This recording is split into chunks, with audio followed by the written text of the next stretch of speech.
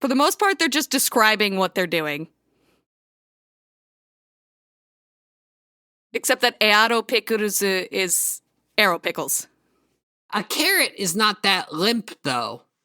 Yeah, if you pickle it. If you pickle it. Are they pickled? They are. They're pickles. It's a pickle. Did you just ask me if the arrow pickles are pickled? Yeah. Okay. That was like perfect comedic timing. That was, you can't ask for, like, they can't teach that. Pickles? They can't teach that. That'll become like your line, and you'll be like on the Late Show or something, and then it'll be like, say the line.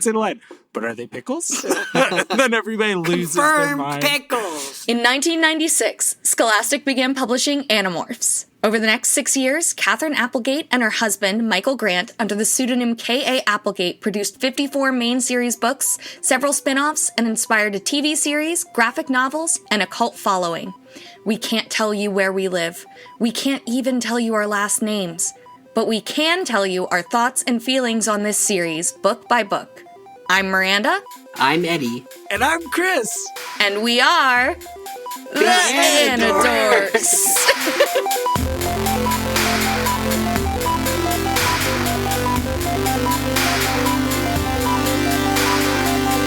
These may be kids' books, but we discuss dark themes and mature content. There may also be some explicit language. Listener discretion is advised.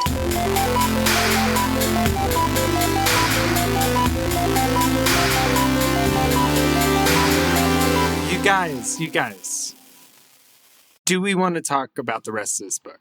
Are we ready to talk about the rest of this book?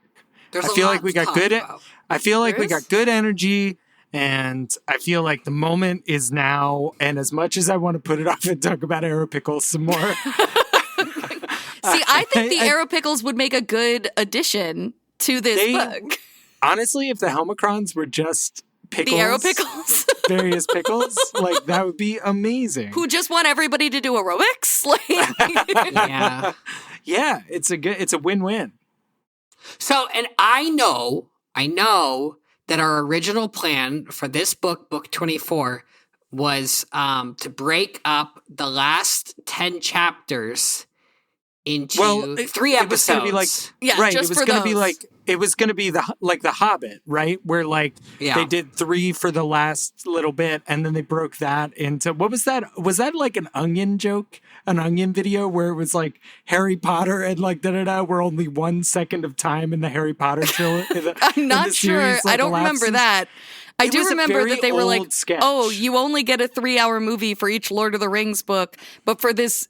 For the Hobbit, which is a third the length of any of the Lord of the Rings book, you get 3-hour movies. Yeah, but it's like, there was some Onion thing. I'll link it in the Discord. I calculated it, and all of the time that we lost on Andalite Chronicles, I think that if we just get through the rest of the book in 1 episode, we will be exactly where we should be. If we never got stuck calculated in Eddie, it's let's say I did. 17 episodes. Let's say you did. Okay. Yeah. I was gonna say, because someone in our Discord is gonna. Well, I don't know. No, maybe they're all busy. They all have jobs. They can't check. Yeah, you're right. You're right. We did calculate. I have enough trouble calculating the amount of time it's going to take us to do any given book once I give 10 chapters timestamp. Even if you don't have a job, don't check, because your time is valuable. That's Please, true. don't waste anything your life you checking. could do is better than trying to figure out exactly how much time we could have saved on Andalite Chronicles. Yes, and frankly, we're digging the hole deeper. It's true. Because we're better for it. We're better for the time we spent on that book. The suck tunnel. I lost an organ. Together. Yeah. The Dr. Pepper. Yeah. And now it's in a jar on your desk, and you get to look at it every day. The Dr. Pepper hoof jar. Oh, you meant my gallbladder. No, they took that thing. Little gully. You can sip little both. gully, you call him. Fern gully. Whatever you choose to call it. Yeah. You can dip a hoof pod to either. A hoof tongue even. Ooh. All right. Gross. Okay. Chris, you want to start us with chapter 21 to 23? More than anything in the world. Let's go. All right. Tiny Cassie and Tiny Marco morph into flies in order to escape the Helmacrons. They become puny enough to see individual cells on the hands of the Helmacrons, reasoning that at this size, it would take them an extraordinary amount of time to travel. Sorry, I had something in my throat. Yeah, you started to get into like a South Park voice there for a second. Was. To travel, even at a small distance, they hitch a ride on a Helmacron finger. Marco begins to fret about where a Helmacron might stick its finger with the two of them attached. Yeah, that was a wild thing to assert, actually. Yeah. They ditch the finger and fly to a Helmacron head. But just as they land, the Helmacron is hit by a blast of a Draken beam. Cassie and Marco fly away as the Helmacron is torn apart. Popcorn and burp. Cassie and Marco flee, not as fleas, as flies. Cassie and Marco flee from the exploding Helmacron, only to find themselves tumbling through burning air as the Galaxy Blaster itself explodes. The Yeerks have taken down the Helmacron ship with Draken Beam fire. Cassie and Marco are knocked unconscious. When they wake up, they are still clutching each other as they fall. Cute. They have lost all sense of orientation, unsure if they are a few inches off the ground or hundreds of feet in the air. Cassie suggests that they slowly demorph, reasoning that they'll settle toward the ground as they gain weight. She and Marco land on what appears to be a pink plain with gigantic snakes growing out of the ground. It takes them a moment to realize they've landed on Principal Chapman's balding head. Tobias arrives just as they land. He tells Cassie and Marco that he's been looking for them. Popcorn Eddie. Tobias tells Cassie and Marco that Rachel has managed to smash the Planet Crusher with a tire iron, and Jake tortured the Helmacrons aboard by slowly crushing them in a vice until they gave up their captain and other leaders as hostages. Cassie and Marco tell Tobias that he and the others have been duped. There are no living Helmacron leaders. Cassie and Marco ask where they currently are. They know that they're atop Chapman's head, obviously, but where is Chapman? Tobias explains that they're in a top secret sharing Chapman meeting. would be just below them. Yeah, where is Chapman? He Well, would be just right there. Right below them, right there. Tobias explains that they're in a top secret sharing meeting. Jake, Rachel, and Axe have brought the blue box here so that the Helmacrons cannot locate it themselves with their sensors. They got so stupid without Marco and Cassie there. They're planning to force the Helmacrons to return Cassie, Marco, and Tobias to normal size. Cassie tells Tobias that they've been duped. The Helmacrons are clearly planning to steal the blue box. Tobias leaves to warn Axe, but it's too late. The Helmacrons have already stolen the cube and are using its energy to shrink Visser 3. Woo! A lot happened. This series of events is very, very silly. I mean, like, they watch a cell divide, and then they also watch the cells explode due to heat from the Draken beam. They do get a fun factoid in. They get several fun factoids in, but my personal favorite is that the Draken beam fires, and Cassie's like, the beam we saw at regular speed because light travels the same speed no matter what size you are, but the reaction was slowed down. And I was like, I like that. I like that they included that. That was fun. That moment, because they're on a Helmacron head at that point. Yes. So that guy just gets straight up shot in the head. Yeah. Like, that guy gets Draken beams in the head, which is remarkably gruesome. I wondered, so is that Draken beam fire being aimed at the Helmacron? No, right? It's being aimed at the ship and then cutting through the wall of the ship, right? Yeah, because they don't have Helmacron-sized Draken beams as the Yeerks. About it's still, by the time it reaches your head, it has to have permeated the wall of the ship, so it's going to be full so he does get hit in the head, but it also, he probably just got clipped by the bottom of it. It's like, that's probably the shot that took out the whole ship. A little off the top. I don't know, man. I don't know. I think they already had a flat top, too. So. Yeah. Also, I didn't like hearing about mites. I don't want to think about mites. Oh, yeah. That was a little upsetting. That's like, oh, yeah, they're just mites that everybody has. And it's like, I'm glad that you're normalizing it, but I don't want to think about it. It's such a relief for me when I read it that I don't have mites, that I'm not... Young Edwin. I pay my doctor to tell me lies every year. It's true. And I'm paying more and more. I will live forever, right? I like the comment. So they're trying to figure out how to see as flies because they can kind of see, but they're like, oh, but flies, usually sense mostly where they're going based on taste. And then they're like, oh no, the molecules that carry smells are too big for my fly tongue because I'm so small. And they say that they can see the molecules in the cells themselves. They can't see them clearly, but they're vibrating because they're the individual molecules that are constantly in a push and pull, creating a tense surface. Like something that bothers me about all this jazz is if you're that small, it's probably pretty dark because there's probably not a lot of light to get anywhere.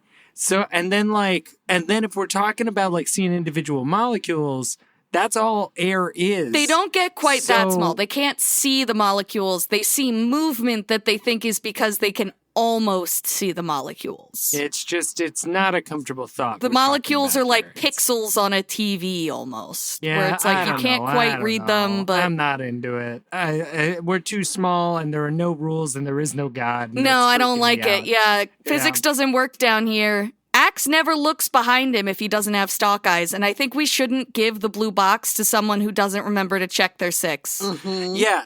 Agreed. And gamers need to look up. But the thing never look up. You gotta look up. The thing I will say is, you would think as someone who loses his stalk eyes when he morphs, he would constantly. Yeah, yes, you're right. I know. Yeah. You would be more paranoid. Yeah. It's like how you want to give your pet elephant to a person who already has a lot of ivory because they're less likely to hurt your elephant. They don't need their it. Ivory levels are high, right? That's a Simpsons reference. Do we feel good about the development of what Jake did to the Helmacrons? With the vice? I think the vice could have been worse. It doesn't seem like they may have killed them. There's a really funny moment where Cassie thinks about what the vice was used for. No, I think he was just threatening to squish their ship. I don't know. But he was doing a little bit of crushing, it seemed. I think a little bit of crushing. Yeah. He is on Cassie. But is that any worse than Rachel hitting them out of the air with a tire iron? Yeah, yes. They're not a delicate family. They're just, it's I wouldn't say, I know that Rachel loves gymnastics. She's a blunt, she's not a flip and land. She is a flip and stomp, and the whole place shakes. Yeah, I did love the image of Rachel getting to hit this little spaceship out of the sky with a tire iron. Yeah. Mm-hmm. What does tire iron look like? Is it the one that's got 4 sides? Yeah, that is one type of tire iron. Okay. I think they can also just have one thing, but they're just made to do the lug nuts on your on your hub. Yeah. I don't know anything about cars or tools. No. I've been listening to Car Talk, so I'm going off of descriptions because I don't see anything. They just talk about it. Oh, I have a quick thought. Make it quick. Why do we get Cassie, Marco, and Tobias in particular? So Tobias, I think it's just so we get this cute little red-tailed hawk. But why is it? I think maybe we have Cassie and Marco in their tiny forms because they're the ones who will be able to comment on. They're kind of the smart ones. They'll be able to besides Axe, they'll be able to comment on what they're seeing and have this understanding of it in a way that Jake and Rachel probably would not, right? They might understand it in I learned this in school way, but I don't think they'd be interested in it in the way that Cassie and Marco kind of are. Yeah. And Tobias actually, there's a plot reason that Tobias is here. Right. And it has to do with the relative size morphing. Yes. Mm-hmm. So him getting shrunk in his red-tailed hawk form will become important later. Yeah. Can I ask a really serious question? Yeah. Oh, go ahead. No. Mine's serious, so it can wait. Okay. Go ahead, Eddie. I have a really quick thought. Do we think that Cassie and Marco are also thinking about that conversation where they saw the pools in the The leaves in the pool drain. The leaves in the pool? While they're Not after Marco makes a comment like, hey, baby, how about you and me we might have to repopulate the earth. Yeah. I think all delicacy has left the room. I would have turned, looked him directly in the eye and said, Marco, if you think about that for even half a second more, you're going to realize how much incest has to happen, and I think you're going to want to stop thinking about it after that. Yeah. Do you want to keep thinking about it? Do you want to bring it up for again? half a second more, you're going to realize I've already ripped your balls straight off. Anyway, the point is... Serious question, Chris. Go ahead. Serious question. I blew it. How did Chapman get here tonight? Did he take his murderous minivan? Ooh, maybe that's why they weren't. Maybe that's why they weren't worried firing into the car behind them, because it was just Chapman. It was just Chapman in a minivan. Yeah. I think if we went into the limo, we would have seen that Chapman traveled there. I think he sat on Visser 3's lap. I kind of think he was in a minivan motorcade. I don't know. I just think that's the kind of man he is. But anyway, I mean, sitting in Visser's lap, if he's not a morph, is really hard. It's hard to sit in a horse's lap. That's true. We did see him get in human morph to stick his head out of the car, though. So, like... That's right. Why are we pretending that Visser 3 only has one human morph? We know about Arya. Yeah. And you know what? He probably has another. They're like, oh, he's doing his human morph. And I'm like, he has Arya now. Like, do you not consider that his human morph because that was a character? But, like, this is a character, too. Oh, you guys, maybe we'll find out the reasons in chapter 24s through 26s. If you promise. Yes. I promise. Chapter 24 through 26. As Visser 3 shrinks. Oh, right. They shrank Visser 3. We didn't even talk about that. Yeah, that was how the chapter ended. We didn't even mention it. Yeah. Oh, man. Oh, that hurts. Okay. As Visser 3 shrinks, he instructs his minions, who should be called Giantians now, to seize the blue box from the Helmacrons. His Biggians. Peregrine Falcon Jake, Grizzly Bear Rachel, and Axe fight to get the box themselves, but Jake and Rachel both get zapped by the Helmacron shrinking ray. Cassie decides to morph into something more comfortable. I'm so sorry. My brain is breaking. Cappy decides to morph into something smaller so that Tobias can carry her. She orders Marco to do the same. Cassie turns into a skunk while Marco morphs into a mole. Cassie's plan? If morphing into something smaller shrinks them from their base height, then morphing into something larger could make them relatively larger. Cassie and Marco climb aboard Tobias and ask him to land them on the Helmacron ship Popcorn Miranda. Tobias lands on the Helmacron ship carrying the blue box. Cassie orders Tobias to morph into his human form while she demorphs from skunk and then morphs into whale. That way, they'll weigh down the planet crusher and force it to land. The Helmacrons aboard the ship attempt to stop Cassie from morphing, but human Tobias is able to stop them from interfering. As Cassie grows into a whale, the ship slows down more and more until a hand grabs hold of it. Popcorn Eddie. A controller has the Helmacron ship in their grasp. Almost immediately, Axe slices the hand, sending the ship tumbling for a moment until Axe catches the ship. The Animorphs are reunited, or at least they're all in proximity to Axe now. Tiny Jake and Tiny Rachel are fighting Visser 3 somewhere on Axe's body. The Helmacrons abandon the Planet Crusher and pursue Rachel, Jake, and Visser 3 into Axe's hair, leading to a battle between all of those parties on Axe's body. Cassie tells Axe to morph into his Northern Harrier form. She has a plan, but it will require Axe to fly to the gardens. This book is nuts. It's so nuts. He briefly is going to morph human because he's going to have to run through populated areas, and they're like, they don't know I have a human morph, and they're like, they could probably guess you have a human morph. We're going to have to risk it. And then she's like, wait, no, tell him bird. Yeah. The thing about all of them being like Visser and the Visser 3 and Jake and Rachel and everybody being made small, and even the Helmacrons are all on. They're also Axe's on, body. because Axe caught the cube, which was attached to the ship via tractor beam, and I guess the ship probably crash landed somewhere on Axe. Yeah. So if they're all on Axe's body, pray that like they don't end up just fighting all over Axe and he gets really itchy and shit. Then he accidentally scratches with one of his hooves and he kills his friends. And he kills all of them. Yeah. All he can do is remove their hands. My impression is that was my attempt at a subliminal Axe body spray joke. I don't know how to make it work. I did not get it. Yeah, but it's not, it doesn't really work like a subliminal doesn't work. It didn't work. We'll figure it out in the Discord. Okay. This book, my impression is that this book kind of gets made fun of. It's not really taken seriously. But I do think you have to respect how ambitious, for as silly as it is, it's very ambitious. And it would be very hard to write this narrative where there's so many things happening at once and we never switch from Cassie's perspective. Like, like there's a lot. Not to mention the interpolations of the Helmacron logs. Oh yeah, there's a lot going on, and it is possible to get lost for sure while reading it, but it is more or less kept track of. Yeah, it's also possible to get found. True. Yeah. Cassie uses the word pokey, which is just a word that I've only ever heard my parents use to describe someone who's being kind of slow. She's like, "Oh, the peregrine falcon is being super fast," though it seemed pretty pokey to us. I didn't even catch that. Yeah, we get we get God, I don't even know what to say about these. Like there's everybody's scrambling for the ship, and I think Cassie describes it as it was this awesome dance of giants, a Titan hoedown where everyone was yelling.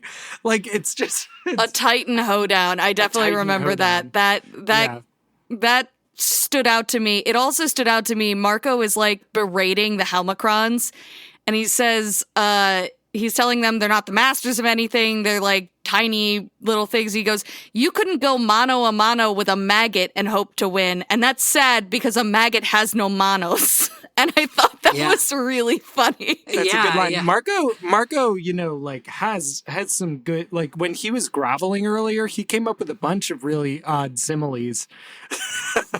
Yeah. It's "Oh, I'm groveling I forget. There was one where it's there's nobody to take the prom except for the head cheerleader. So Yeah. There's another one. There's also, Marco has a good moment where he kind of, we were talking about how it could be tricky to keep track at some point of what's happening here. And Marco says, "We have at least achieved maximum weirdness. We're the size of pimples looking up at a bird-turned boy who looks huge because he's maybe a quarter of an inch tall as we fly around on the back of a toy-sized spaceship, which we hope to crash by having Cassie turn into a whale the size of a baby mouse so we can defeat a race of lunatics with brains the size of bacteria.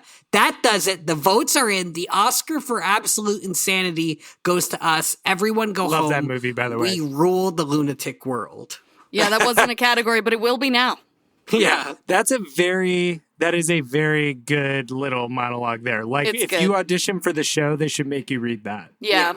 The hand that grabs the ship, there's a description of the thumb coming towards it. And somebody says, "A thumb the size of Manhattan rose from the far side of the little ship." And I'm just okay, that's too big even for me. That is so big.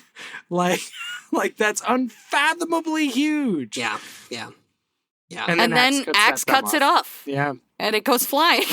Mm-hmm. Yeah. Whose hand was it? Are we going to see this person missing a thumb? They can't even morph to heal it. I doubt it. All the important people are shrunk, right? Chapman's small too, so this is just a rando. I was hoping it was Chapman. When I was writing the summary, I was like, I want this. Oh, Chapman's small too? That's awesome. I think so. That's so fucking Does cool. that mean Chapman will soon go not parachuting, but leap off of Axe in his Northern Harrier morph? I think so, yeah.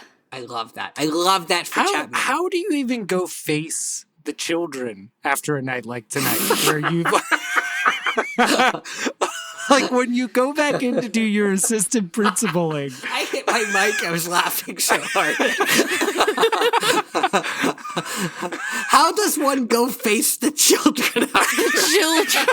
What of the children? Think of the children, Chapman. He says this to his wife, who is also a controller, after 5 minutes of staring at a TV that's off. Yeah. He deserves assistant principal of the year, for sure. Yeah. What did you do tonight? What did you do? How do I begin to tell you? How was the meeting, honey? And imagine being the host. Like, you're just watching all of this happen. You're like, what? I'm how big? Like, well, and the poor person who like scheduled it at the frickin' like, God, what are those like, it's like at an American Legion or something like that. Yeah, they said like, it in an old meeting hall. Yeah, it's like, and he's like, we're never going to get our deposit back. Oh my God. It's over. No. It's just done. Shall we, let's see if we go can to the land gardens? This book. Yeah, let's go to the gardens. As Axe morphs to his bird form and takes flight to the gardens, Cassie, Marco, and Tobias fight to stay aboard his changing body. By the time Axe has completed his transformation, all of the parties aboard Axe have ended up on one of his wings. That means the Animorphs, Visser 3 in a strange morph with many tentacles, and the Helmacrons, and maybe a dash of Chapman, are all in one place. A generation lost in space. Cassie and Marco are forced to morph into a wolf and a gorilla in order to protect their identities. The Animorphs are about to fight their enemies until Axe announces that they are flying over the gardens, so they should get ready to jump. Cassie tells her friends to jump. Popcorn Miranda. The Animorphs are falling down to the gardens. Visser 3 and his tentacle morph follows. I don't think it's just a tentacle morph, but that's all right. The Helmacrons are close behind. It's just a limp tentacle morph. It's just he morphed one tentacle. He panicked. It's a snake at that point. He panicked and he's like, it's just one tentacle. They all land on an unidentified animal in the gardens. Cassie demorphs to human as she explains her completely logical and regular plan that obviously makes sense. What if newly acquired DNA will allow them to morph an animal at its normal size? The rest of the Animorphs follow her lead, demorphing so that they can all acquire the morph of the animal they've landed on, an Anteater. The one animal in the world, Cassie explains, that is specially designed to see, attack, and destroy creatures like the Helmacrons.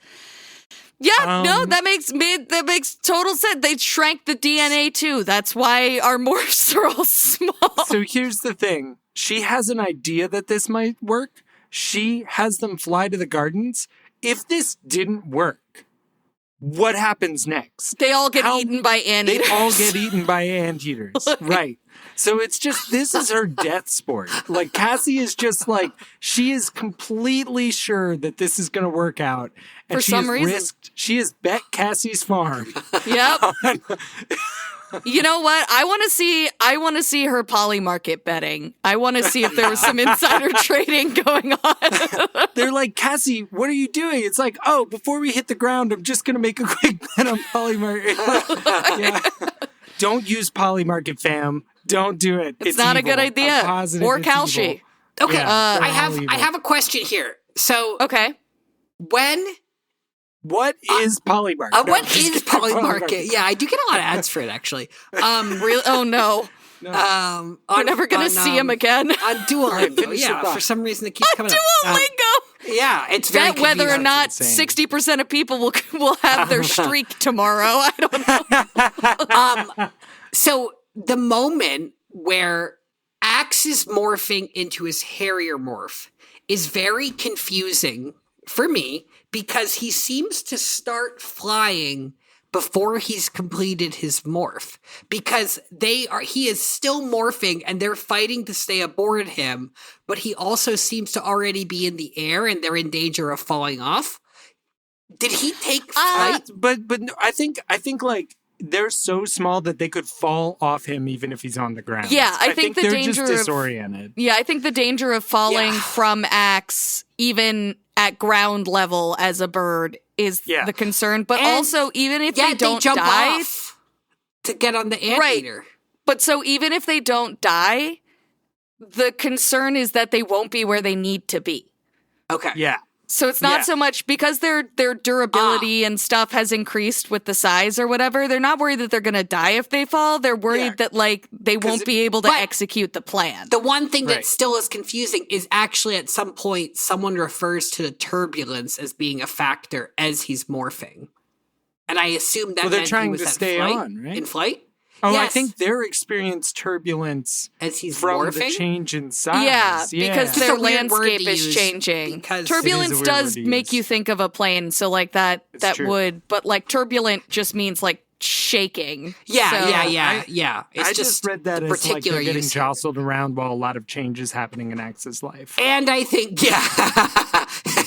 and I think that there's no mention of when he takes flight, so that also made it confusing. No, but they wouldn't necessarily know when he takes flight, except they do say they're on a wing, so I feel like they should know, but... Yeah, like, do you know, for example, when the moon goes and hangs out with Mars, when it's a new moon? No, you don't know that. I do, I do, but I know that most people don't. Well, yeah, because you're smart and you've read the literature. But Also, this whole scene, okay, you both kind of ruined this for me because, but I thought it reminded me a lot of the fight in Shadow of the Colossus when you're on the flying thing. But now you're telling me that Axe was never flying while they're fighting the sand. He is then. Yeah. So it is, but that is a good fight.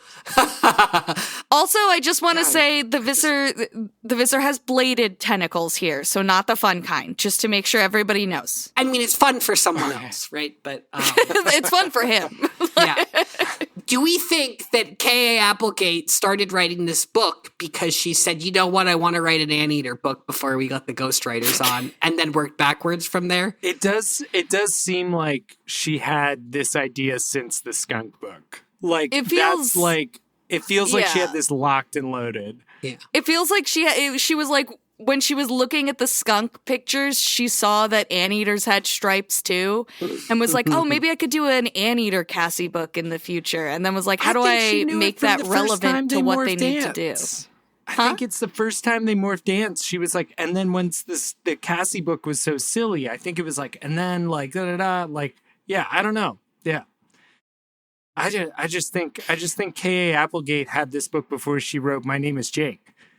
Oh yeah, that's fair. Yeah. There's a moment where Visser 3 almost, and actually briefly does call a truce with the Andalite bandits to fight the Helmacrons. Yeah, that part is so, oh my God. It's very 90s movie. Like, it's like, let's team up and like, these guys are annoying. We should be kicking each other's ass. That always happened in shows where there was like a perma enemy. There's always an episode where like a mutual threat comes in and they have to like work together. Yeah. But then he realizes that the Animorphs have a plan. And once he realizes the Animorphs have a plan, he's like, never mind. Yeah. He also, morphs an Anteater. It's very impressive that the Animorphs all actually jump off of Axe. Also, why couldn't Axe fly lower? I don't understand that. We have no idea how low he was flying. He might have been very low.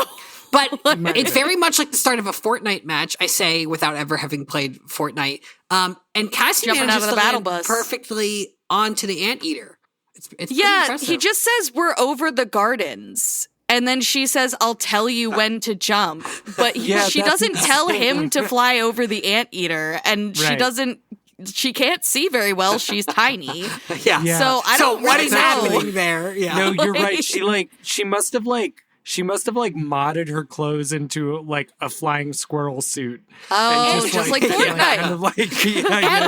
According to the two of you, she doesn't even know when Axe. I know that they can thought speak to each other. No, you're right. She doesn't even know when he takes flight. So I bet you that this book was 10 more chapters long, actually. Yeah. And she like cut it down. We had to condense this a little bit. Because she knew we wanted to do it in 3 episodes. I think that's right. Yeah, which is very kind of her. Yeah. Well, ever since she met us, she met us and we were on book 23, so she didn't have time to make any of those shorter. Come on. So now she went back. Yeah. Well, actually, here's the weird thing. So I have a picture of my shelf of books, and this book actually used to be considerably thicker than the rest. The Anteater Chronicles.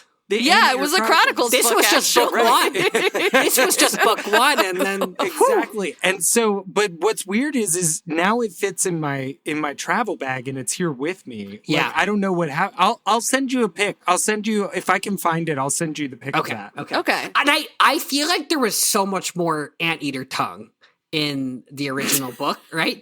Can you say that again? You're getting me all frisky. There was so much more anteater tongue. I sent someone a picture of a giraffe like wrapping its tongue around a leaf recently, and they were like, "Why would you do that?" And then the coming emoji and the yeah. Wait, and do we think when we were first imagining the Andalite hoof tongue, do you think it's kind of like an anteater tongue that just runs the whole way? It's kind of dangling the whole way down. You can use it for fun stuff if that's what I'm going to be honest. When I was picturing an Andalite tongue, I didn't picture something you could use for fun stuff. I pictured something more like the little tentacles that are sticking out of the Las Plagas victims in Resident Evil 4. Yeah. Right. Like when you lop off body parts and they've got like little tendrils. Yeah, Miranda, you successfully killed my enjoyment of this whole thing. So. Oh, I'm sorry. Maybe, you know what? Maybe we're getting a little weird. Let's see if we're as weird in chapters 29 and 30. Oh, good. I think we can rein it in. Yeah. Right. Sorry. I don't even get to narrate anything. It's going to be totally normal. Chapter 29. And I have to do this? Oh my God. It's going to get weird. Cassie's plan works. The Animorphs turn into normal-sized anteaters. Upon completing her morph, Cassie shoots out her tongue and traps a handful of Helmacrons. She nearly begins to chew them before she manages to control her animal instincts, spitting out the Helmacrons once more onto the ground. Visser 3 has copied Cassie's plan and become an anteater himself. He tells Cassie and the others, Quicks, "You can't kill a Helmacron. They're a fungible species, unlike these tokens that I have and have been hearing about. Kill one and its mind, if you can call it a mind, is absorbed into another. They never die. Even when they're dead, they're not dead." Visser 3 shoots his own anteater tongue out and grabs Tobias, the only Animorph to have not morphed into an anteater. He holds Tobias hostage on his tongue and is about to demand a negotiation with the Animorphs when How is he talking? And is about to demand a negotiation with the Animorphs when Axe intervenes. He holds his tail blade to Visser 3's anteater throat. Popcorn. Just kill him! Sorry. The Animorphs work out a deal with Visser 3. Rachel and Jake hold the Helmacrons hostage on their anteater tongues, while Cassie and Marco return to their tiny human selves to climb aboard the Planet Crusher to figure out how to reverse the shrinking ray. Everyone, including the Visser and the human controllers, are having a wonderful time and are returned to their normal sizes, although not before Tiny Marco tries to lead the Helmacron males to start a male liberation group. Fucking tone deaf, Marco. Cassie, completely insane. Cassie gets the last word. We've headed home, leaving the Helmacrons, female and male, to work things out sensibly amongst themselves, knowing with absolute certainty they were already dead. No, that there was no chance they would. Yeah, what a fucking book, you guys. What a fucking book. I have as a note here, acquiring morphs, slurping up dudes. Morph. Dudes. Nice. I like stealing. I like slurping things. Yeah. Slurping, yeah. What's that from? It's Bender from Futurama. That one's Futurama. Okay, the first one is Adventure Time. It's stepping on ants, sucking up souls. Ant, soul. It's Marceline's dad. It's Marceline's dad. Right. That's not John DiMaggio, though, right? I'm not sure. Probably Let me not. check. Yeah. Okay. Yeah, so lots of tongue this chapter, these chapters. And yeah, why don't they kill Visser 3? Because they're fucking stupid, my guy. Because they just literally can't get it together to kill. No, I don't know why. I think because the book isn't allowed to kill him. Because it's like book 24 and it's in the middle of a flow. And they're trying to establish that the blue box is important. Yeah. Like, we're in full sitcom level brain today. Like, this book, it has stuff that's really good and really tasteful and really, like, there is a couple things that are, like, novel about it. But there's also stuff that is definitely, like, commercial break. Yeah. Like, that kind of logic. Yeah. I also wonder if somehow there's a book logic where in a book where they briefly, even if it didn't even really happen, worked with Visser 3, it also makes it so that they cannot kill. They have to negotiate with Visser 3 in that book. You know, like it's almost like he's like a near peer in this book rather than a truly. Then it's the Visser 3 who's like killing his. Which is funny because like back in book 9, like I remember, I think that was book 9. That was the skunk. He's kind of defanged there too. Yeah, he's defanged there as well. And there's also this component of like, oh, maybe that means we're like at parity with him a bit. Like we're actually like, you know, a threat in a weird way. So can I tell you something really cute that I just learned? Yeah. Uh-huh. The voice actor for Marceline's dad and a couple other characters on Adventure Time doesn't do a lot of voice acting or acting, but his daughter is the voice actress for Marceline the Vampire Queen. God. Wow. So he's done a little bit of acting, and he came in and did the voice acting for her father. Jake has a line here where he says, "Let's get big," I think is the line. Well, you know, he doesn't have to be imaginable. Okay, we have to talk about this whole fungible species, right? And what it means for where we're at with this anti-swarm agenda. So this would be like the termites and the ants don't have their own entities. Like it's giving hive mind. It's giving hive mind plus though, because while they're in individual bodies, they seem to think of themselves as individuals. Yeah, and so weird. It's almost like I'm saying hive mind plus. It's like you would get reabsorbed into the collective consciousness and maybe redistributed amongst individuals, but the individuals in each body still sort of stay individuals. Yeah, could be. Yeah. I mean, it's not very clear. I mean, the idea, like, and the idea that Visser 3 knows this, like, actually has knowledge that this is how this works, is strange to me. It just doesn't totally add up that that's something you could be certain of. Like, we're not even sure that fish, you know, we're constantly figuring out that things are more sentient than they previously seemed. And yet, like... And given how little he seems to know about the Helmacrons, like, it doesn't seem like he's ever spoken to them. He's never gotten small enough. Like, he hears their battle cry, but for all we know, that's something that they said. They were like, kill one Helmacron and his soul will simply be reabsorbed into the collective, and he's just assuming that's true. In a sense, this is no different than Tobias narrating about the Hork-Bajir in book 23. Like, there's a level of condescension and removal from the thing that you're talking about. It's almost like an academic. But it does lead to an interesting connotation of the captain who maybe gave up their actual decision-making power to be a symbol to give that decision-making power back to everybody else in a little bit. It's like, it's interesting. It's weird. It's weird, but you can accomplish the same goal by hanging a motivational poster on the wall. Like, that little cat who's still hanging in there after all these years, it's the same fucking thing. Yeah. I just don't don't have see to how stab the soul the cat gets with 3 swords. to the others, though, Chris, with the motivational. You can, like, employee of the month. You let them keep it in the room for a night. Okay. I'm willing to try it. All right. So. I just think it could There's really no bad help ideas. morale There's in the no bad Anidorks. ideas. So, You said that the last time I had a bad idea, and it's making me self-conscious. Yeah. This book was crazy, you guys. And the only thing missing from it was Crazy Helen. That's the only thing that could have taken Helen. Can I say one more thing? Can I pitch what kind of going off Absolutely of this? not. Absolutely not. Okay. All right. Well, I'll say it next episode. I guess that's why I have the minisodes.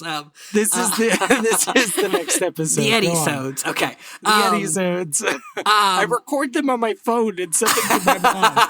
Here's a thought. That's how I open every time. That's a really. We all do Eddiesodes. I think that I have voiced this theory before, but are the enemies, at least the Yeerks and the Helmacrons, and maybe there's another group in there too, are they all just ways of thinking about adults? Like, and they're kind of like silly politics and they're silly squabbles, like, and kind of, like, are the Helmacrons just a parody of grown-ups and how kids view them, or the things that they overcomplicate? Yeah. Like, is that kind of what we're... I do think that that's a fair lens to throw on it. Like, I think... But, I mean, that's kind of how you're taught about war when you grow up in the 90s, too. Yeah. It's like, that was the tone. So I think I think, like, you know, there is this incongruity between, like, sort of what you're taught at school, sharing is caring, and, like, take care of each other and, like, blah, blah, blah. And then it's like, Desert Storm just successfully killed everybody and everybody's now dead. Yeah. And so, yeah, I don't know. There's probably some truth to that it's like a big, scary world that you'll be, it will be turbulent and will tumble you about. That's what this book is a metaphor for. Yeah. But you have to stay true to your ideals and eat them because they don't really die. See, that's where the metaphor breaks down. Yeah. Once you have a mouthful of Helmacrons and you're just going, you know, that's like Helmacrons. Oh, yeah. Yeah. Okay. So I guess we can continue to explore that idea. We almost exited without doing a very important segment. Oh, yeah. I didn't almost exit. I'm prepared. I'm prepared to do it. it. I'm prepared to do Is it. that segment Okay. the beach date between Jake and Cassie that's happening tomorrow? Oh, good. Yes, we point. have to. Yeah. We didn't cover that it all comes back together. Is that just setting up that that Jake wants to see Cassie in her bathing suit and Cassie wants to see Jake in his bathing suit? Yeah, sure. You can be weird about it. No, It is, but it isn't. So because we we get to see that like Rachel gives you gives her the I told you so look, and then gives the Cassie doesn't really like the beach, and Cassie is immediately like, I love the beach. The beach is my favorite. As long as I don't get grounded, I will go to the beach with you, Jake, because I love the beach. That is what she says, And you will be there. Yeah, it is really cute. It's cute. It's also cute because Rachel's a big old jerk. It's true. And then Marco has to be like, fine, just run back to Jake now that, you know, you're the regular size. Give up on our plan of repopulating the earth. And it's like and at that moment, he was actually shot to death. By Jake and Cassie. 37 bullets. All right, Eddie, so you're ready to I'm ready. our Yeah. Ready, Eddie? So to can you into your describe Yeti? the cover to us? Yes. Yeah, sexual. Like make it saucy. Don't make it weird, actually. Don't do that. I'm sorry. I'm just riffing, and I thought about it for a second, and I'm like, don't do that. It's a really bad idea. Don't do that. I would hate that. Book Please, 25. actually, like, just don't do that. Okay, I won't do it. Okay. Book 25. Oh my God, you're making it so sexual. Oh my God, dude. Sorry. dial Try it again. Book 25. Okay. Nice. That's a nice, safe voice. That's like Ben Schwartz, my Sonic guy. The extreme. The extreme. Okay. Chris, please open your book. The extreme. That's the voice I'm going for right now. It is open. My book is open. Okay. I'm reading the Bible. Okay, so we have a kind of, it's, how would I describe this? There's a bluish green flavor of Gatorade, and this is very similar, the background. We have, Okay.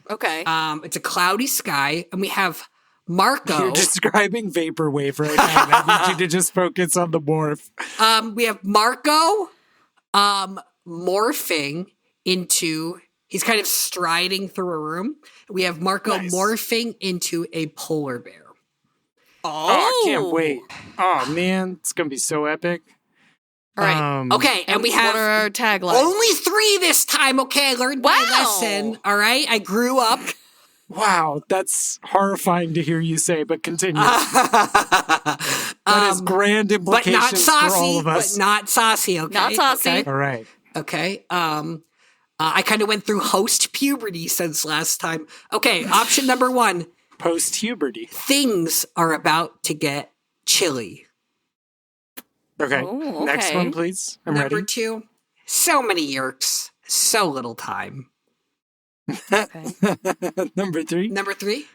This takes Snow Day to a whole other level. It can't be number 3 because it's I don't very, think very, so. very good. I don't think so, yeah. I'm going to go. I'll take number 2 if you take number 1. I want to take number 1. Yeah, that's All what right, I'm cool. feeling. All right. Okay, so The answer. Miranda picks Things Are About to Get Chilly. Yes. Chris picks. So many yerks, so little time. So many yerks, so little time. All right, it's so many yerks, so little time. Yeah! Oh, I thought for sure they don't say yerks on the cover that much. They usually, it's usually not that tied in. Yeah, Wow. and it really, it's not my favorite because What does that have to do with polar bears? Okay, I guess we'll find out. This is snow level, okay? Everything else is giving snow level, and then that's what we go with. That's just Yeah. And there would be less Yeerks in the sno area, you think, you know? Yeah, because they hate the Fewer cold. even. That's right. Yeah. Yes, fewer. Sorry, I'm a dick. Miranda, you're riding my last nerve, dude. That is insane.